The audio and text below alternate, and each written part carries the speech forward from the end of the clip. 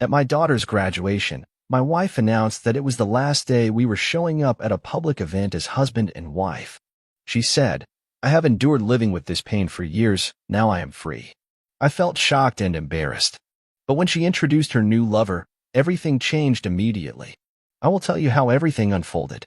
First, let me quickly thank you for your continuous support. This means a lot to us. If you enjoy the stories we share, kindly subscribe to this channel. It will be great if you can leave a comment on which city you are watching from. We might just give you a shout out in our next story. Today's special shout out goes to James Roy from New York. We are glad you enjoy our stories. Now let's go deeper into the story. I wore a navy suit that morning, not because I wanted to stand out, but because I wanted to blend in just enough. The kind of suit that said, "I'm proud, but I don't need to prove it." My daughter was graduating with honors, and that meant more to me than anything I'd accomplished in my 49 years of life. I'd built businesses, made smart moves, weathered losses and betrayals in the boardroom, but nothing prepared me for the raw swell of pride I felt seeing her walk across that stage. I sat quietly among the families, the camera flashing in my hand, my chest tight with joy and a bit of melancholy. My wife sat beside me, her smile almost too bright, her laughter unusually loud when chatting with the couple next to us. I thought she was just nervous, overwhelmed like I was. I had no idea she was rehearsing her final act. The auditorium echoed with applause as names were called, and my daughter finally appeared on stage, her gown fluttering slightly with each step. I clapped hard, louder than I should have, letting my emotions spill just a little. She beamed at us. That smile. It reminded me of when she was 5 and would show me drawings of dragons and princesses. She didn't know yet that the world could be cruel, that sometimes your biggest wounds came from the people you let closest. I kept my arm loosely draped over the back of my wife's chair, a quiet gesture of solidarity, of family. That's when she stood up. At first, I thought maybe she was going to the restroom or sneaking out for air. But then she cleared her throat. The microphone in her hand wasn't part of the program. Not at all. "I have something to say," she said, her voice trembling, but not with fear. No, it was something sharper. There was a pause, a collective hush that fell over the room like a dropped curtain. "This will be the last event you see us attend together as husband and wife." Gasps rippled through the audience. I didn't move. I didn't breathe. She went on. "I've endured living with this pain for years. Years. But today I am free." I sat there frozen. My daughter's smile vanished. All eyes turned to me. My wife's voice rose as she gestured to a man sitting 3 rows back, a man I knew, but only vaguely. He stood, awkwardly, smiling like a fool. "This is Raymond. He's the love of my life. He sees me. He hears me. And I won't hide him anymore." The blood drained from my face, but my expression didn't change. Years in business had taught me how to mask shock. My mind, however, was racing. Raymond? Raymond. That was the manager of one of my shell companies, the one I never publicly associated myself with. I had vetted him through 3 layers of legal separation. He didn't know I was the owner. He thought he was just reporting to some faceless board. And now, here he was, standing smugly, believing he had replaced me. I didn't say a word. I stood up, calmly, and walked out of the auditorium. I didn't look at her. I didn't look at him. I didn't even look at my daughter. Outside, the sky was bright, blindingly so. I sat on a bench near the parking lot, letting the sounds of laughter and chaos swirl around me. My hands trembled briefly, but then something strange happened. I smiled, not out of joy, not out of malice. It was the kind of smile you give when the last piece of a puzzle finally clicks into place. She thought she'd humiliated me. She thought she'd won. But she had no idea who Raymond really worked for. And by the time she found out, it would already be too late. I didn't go home that night. I checked into a hotel downtown, a high-rise I used for business trips, far removed from the neighborhood where the facade of my marriage had played out for 20 years. The suite was quiet, impersonal, and that's exactly what I needed. I didn't turn on the television or even look at my phone. I just sat on the edge of the bed and stared at the city lights flickering in the distance, feeling the weight of the day slowly settle on my shoulders. It wasn't the public humiliation that cut deepest. It was the realization that I hadn't been surprised. Not really. Somewhere inside, I had known. Her distance over the last year hadn't been about stress or midlife confusion. It had been about Raymond. She had chosen her moment carefully, thinking she'd strike hardest at my most vulnerable. Our daughter's triumph.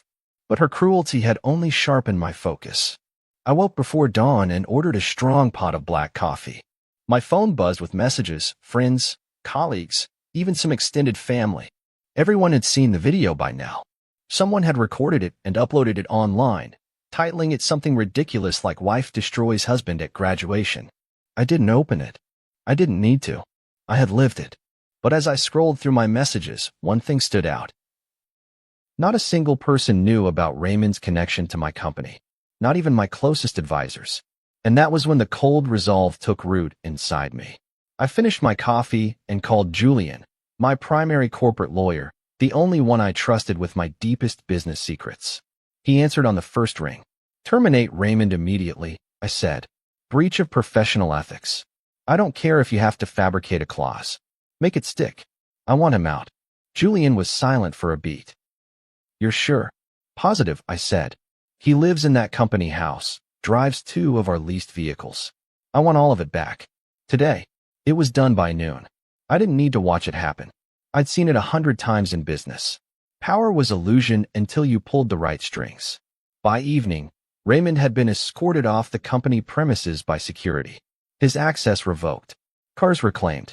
Keys collected. His company card declined when he tried to fill his gas tank. I heard he screamed at the receptionist, accused her of being in on it. She had no idea what he was talking about. I imagined his confusion morphing into fear, then rage. I imagined him calling my wife, desperate, only to realize she had no answers for him. And that's when I smiled again. Only this time, it wasn't cold. It was deeply, thoroughly satisfying. I arrived home that evening, calm as a monk. The house was quiet. She wasn't there. I sat at the kitchen island, staring at the same granite countertop where we'd once shared late-night tea and laughter. I wasn't angry anymore. I wasn't even heartbroken. I was clean. For the first time in years, the air felt breathable. I went to my study and opened the drawer that held our prenup agreement. She had signed it without reading. At the time, she said, "You're being dramatic, love. We'll never need this." I remember her laughing and adding, "Besides, I'd never leave you." I called Julian again. "Prepare the divorce papers. Attach the prenup. File by tomorrow." He didn't ask questions this time. He understood. We had done too many clean exits in business together not to recognize the tone in my voice. That night, I opened a bottle of scotch I had been saving for my daughter's wedding. Her real one, not this circus of emotion and betrayal. I drank alone, letting the fire settle in my chest. My phone buzzed once. It was a message from my daughter. "Dad." What the hell happened? I stared at it for a long time. Then I wrote back. "Ask your mother. When you're ready to talk. I'm here." No reply. I didn't expect one. She was probably caught in the middle, confused and hurt. But I had made peace with that too. One day she would understand. Maybe not now. Maybe not even soon. But when the dust settled, the truth would remain. I didn't start this war. I just finished it. The fallout came in waves, quiet at first, like a storm lurking beyond the hills. But then, all at once, the world seemed to split. It began with whispers in the company hallways, questions from confused employees about why Raymond's name had suddenly disappeared from the org chart. The official statement was vague, a strategic restructuring. But people talk. Someone saw him being escorted out by security. Another heard his passcode had stopped working by mid-morning. The company car parked outside his gated house had been hauled away by noon, and by 4 in the afternoon, he was on social media railing about being ambushed by corporate betrayal. He never mentioned me. He couldn't. He didn't know. But his ego didn't allow silence. He painted himself as a victim of office politics, of greed, of a mysterious vendetta. And every post, every rant, only made him look more desperate. The mask he wore so confidently just days before had crumbled. I watched it happen quietly, deliberately, with the satisfaction of a man who had chosen restraint over revenge and still ended up with the better hand. My wife, soon-to-be ex-wife, found out that evening. I imagine it started with a phone call, maybe even an angry one. She was probably mid-sentence, demanding an explanation, when she realized something was wrong. Maybe he answered from a different number. Maybe he was already out of the house and back in some rented room, licking his wounds. Whatever happened, it must have been fast, because by the next morning, she was at my front door. She looked different. Smaller, somehow. No makeup. No perfect blouse. Just jeans and a hoodie that didn't suit her usual polished image. She didn't come inside. She didn't even ask to.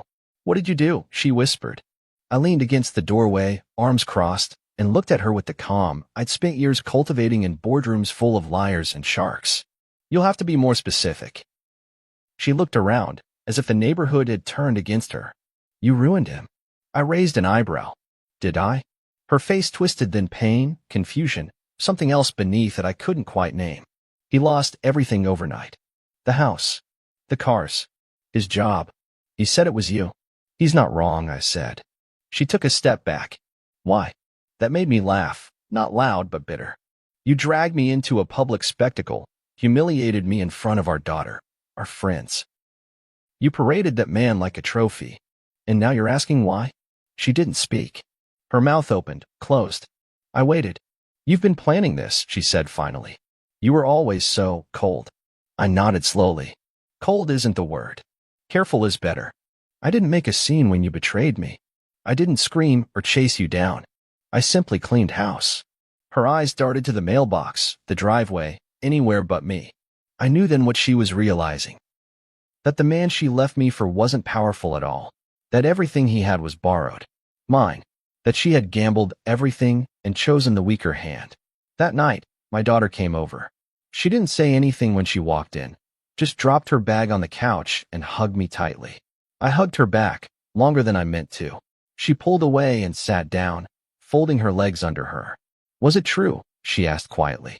"What Mom said? That you made her miserable?" I sat across from her, took a breath. "Your mother and I were never the same after you went to college. We had cracks before then, but we were keeping up appearances. For you. For the holidays. For the neighbors." She resented the distance. I resented the noise. And somewhere in between, we stopped looking at each other. She nodded, eyes glassy. "So she found him." I said nothing. She already knew. And now, I met her eyes. Now she's starting to understand what loyalty is worth. And what it costs when you throw it away. She stayed the night. We didn't talk much after that. Just sat in silence. Ate leftovers. Watched reruns of a show we used to love. But I felt something shift. Maybe the bridge between us hadn't burned after all. Maybe it had just needed time to be rebuilt. I didn't hear from my wife again for several days. But I knew it was coming. The full collapse. The real reckoning.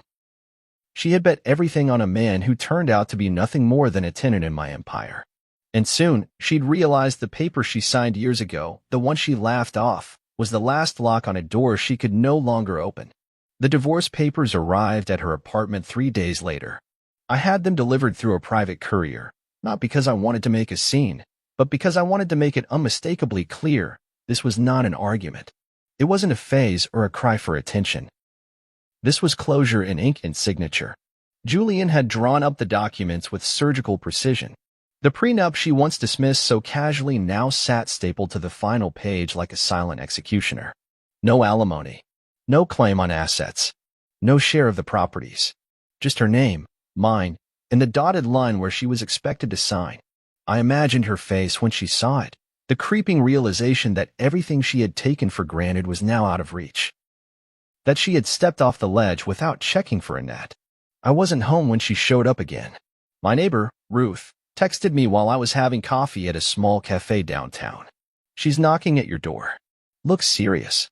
I finished my coffee and returned 2 hours later. Her car was still in the driveway. She was sitting on the porch steps, arms wrapped around her knees like a teenager in trouble. I stood there for a moment before speaking. There was no rush. I wanted her to feel the weight of the silence between us. "You got the papers," I said. She looked up slowly, her eyes red but dry. "You really meant it." "I always did," I replied. She rose to her feet, not with anger, but with a kind of defeated grace I'd never seen in her. "You didn't even try to fight for this." I tilted my head. "You're the one who stood up and ended it in front of a crowd. That was about pain. Years of feeling invisible. You never really saw me, not after the first decade." I could have argued. I could have brought up every quiet dinner, every gift, every time I held her while she cried over nothing she could name. But I didn't. I wasn't there to debate history. I was there to close the book. I saw you, I said evenly. I just stopped chasing you when you made it clear I'd never catch up. She stepped closer, searching my face. He's gone. Raymond. He moved out. Said he didn't want to be with someone who couldn't offer him the life he was used to. I gave a short nod. That checks out. And now I have nothing. There it was. The truth beneath the defiance. Not remorse. Not love. Just fear. She had leapt into someone else's arms believing he would carry her. But she'd mistaken proximity for permanence. She had forgotten what it meant to build, to sacrifice, to earn. I don't owe you anything, I said, softly but firmly. We agreed to that years ago. You signed the prenup. I thought you'd tear it up. Out of love. Out of nostalgia. I looked at her then, really looked. She was still beautiful, still composed, but something had cracked. And in that crack, I saw a woman who had bet her future on entitlement. That's not love, I said. That's hope without foundation. She lowered her gaze. So that's it. That's it. I went inside and left the door open behind me. She didn't follow. She stood on the porch for a while, then I heard her car start. I didn't watch her leave.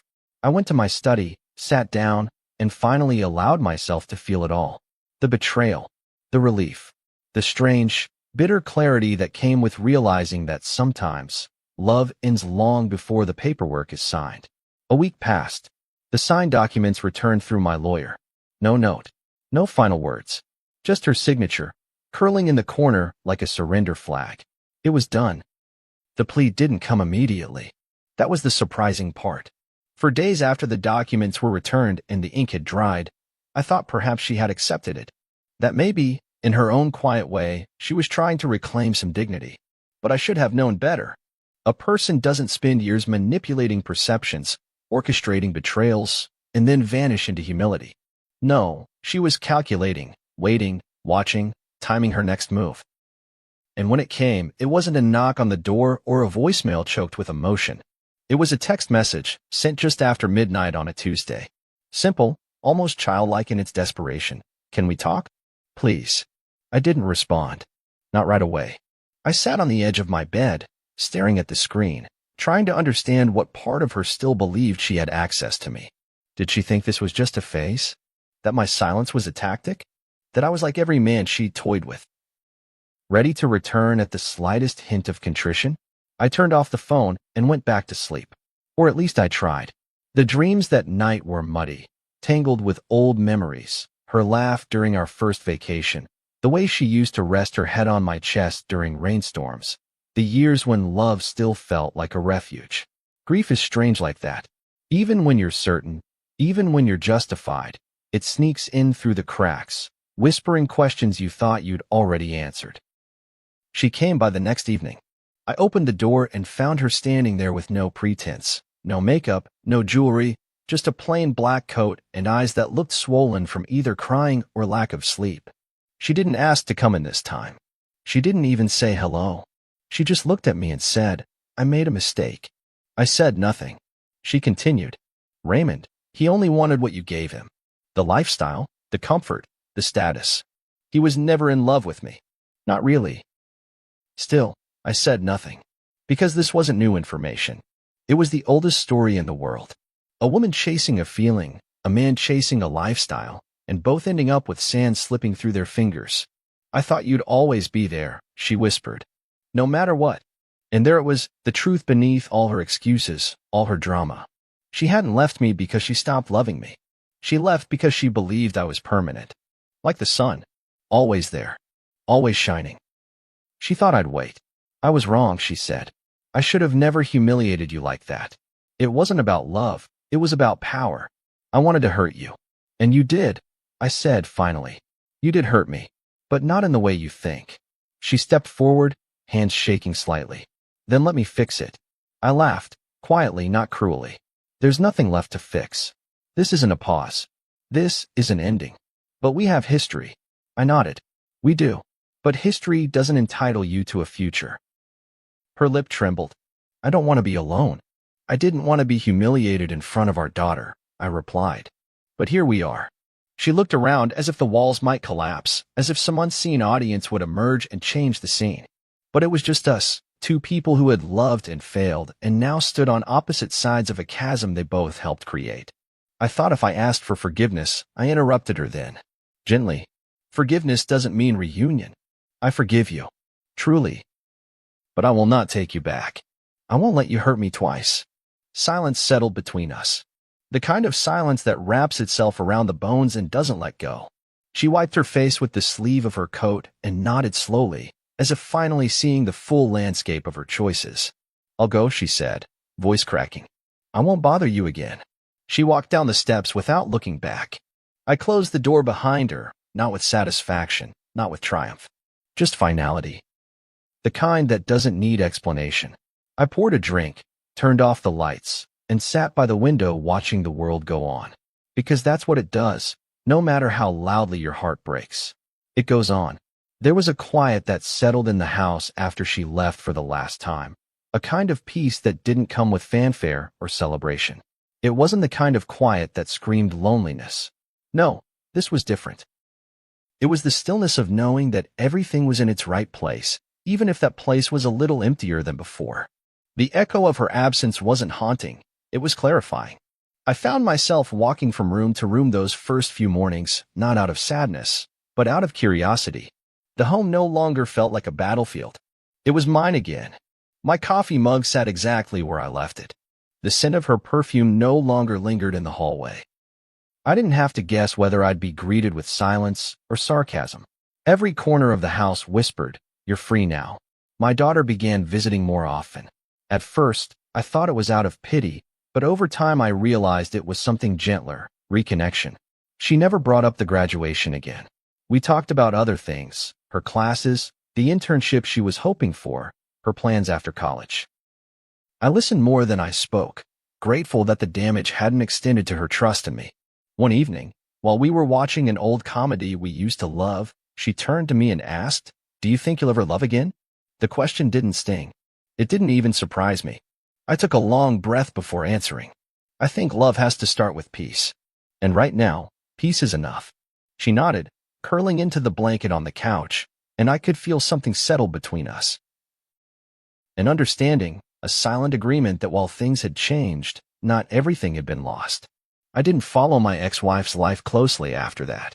Julian told me she moved in with her sister temporarily, and that Raymond had left town entirely.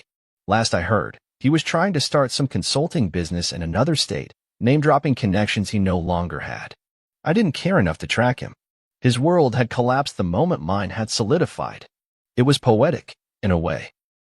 He'd tried to climb a ladder that was never his, only to find the rungs rotted beneath his feet. Occasionally, mutual friends would ask if I planned to rebuild or start over. I'd smile and tell them I hadn't stopped building. I'd just stopped building for people who didn't respect the foundation.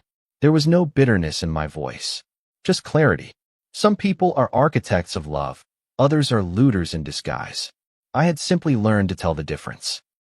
One Saturday afternoon, I found myself digging through old storage boxes in the attic, half out of boredom, half from that strange urge to revisit pieces of your past when your present finally feels stable. I found an old camcorder, the kind we used when our daughter was still in kindergarten. I dusted it off, plugged it into the TV, and pressed play. The screen flickered, then burst into life with the image of a younger me chasing a giggling toddler through a sunlit yard. Off-screen, my wife's voice laughed and cheered, calling out directions and making silly jokes. We had been happy once. That much was undeniable. But the version of her in that video no longer existed, and neither did the version of me that loved her. I watched for a while, not with tears, but with a kind of distant affection. Like seeing an old photo of a town you once lived in. You remember the streets, the smells, the neighbors, but you have no desire to return. You know too much now. You've grown. That evening, I stood on the back porch, scotch in hand, watching the sun sink below the trees. The wind rustled gently through the leaves, and I let it wash over me. I wasn't angry anymore. I wasn't even hurt. I was simply done. The kind of done that doesn't need closure from the other side. The kind that creates its own peace. If she ever came back again, I wouldn't open the door. Not because I hated her. but because I finally loved myself more than the idea of fixing what had long been broken. I had mourned the marriage in private, honored it in silence, and buried it with dignity. And now, in the quiet that followed, I could finally hear myself think. And I liked what I heard. If this story moved you, resonated with your own experiences, or simply kept you hooked until the end, make sure to like, subscribe, and share it with someone who needs to hear it. Your support helps bring more emotionally honest stories like this to life, stories about strength, healing, and the difficult choices that define who we are.